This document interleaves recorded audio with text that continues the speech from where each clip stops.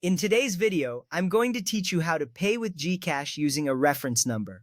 Let's get started by opening up the GCash app on your mobile device. You should see the familiar GCash interface once the app loads. Make sure you have a stable internet connection for a smoother process.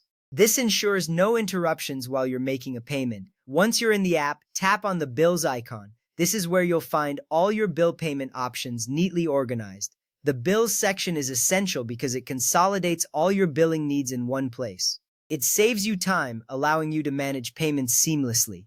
Next up, search for and choose the correct biller from the list. You can type the biller's name in the search bar to find it quickly. Selecting the right biller is crucial. It ensures your payment is directed to the correct account, preventing any delays or errors.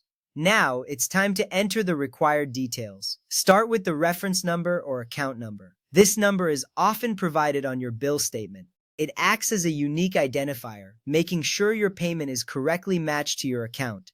Accuracy here is key, so double-check the number before proceeding. After entering the reference number, input the amount you wish to pay. Be precise with this figure to avoid any discrepancies. If you want to receive an electronic receipt, you can enter your email address. This step is optional but highly recommended. Having a digital record of your transaction can be handy for future reference. With that ready, take a moment to review all the information you've entered. This is a critical step to catch any mistakes. It's better to correct errors now than to deal with them later. Once you're confident everything is correct, tap Confirm or Pay. This action submits your payment request to the system. After that, wait for the payment confirmation to appear.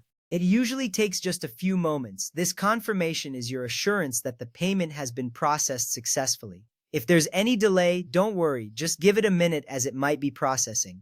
At this point, it's a good idea to save or screenshot the receipt and GCash reference number. This provides you with proof of payment. Having a record can be invaluable if any issues arise later. Plus, it gives you peace of mind knowing you have a backup of your transaction details. In conclusion, paying with GCash using a reference number is a straightforward process. Each step plays an important role in ensuring your payment is processed correctly and efficiently. By following these instructions, you can handle your bills with confidence and ease. Remember, keeping a record of your transactions helps avoid future complications. Thank you for watching, and happy paying with GCash.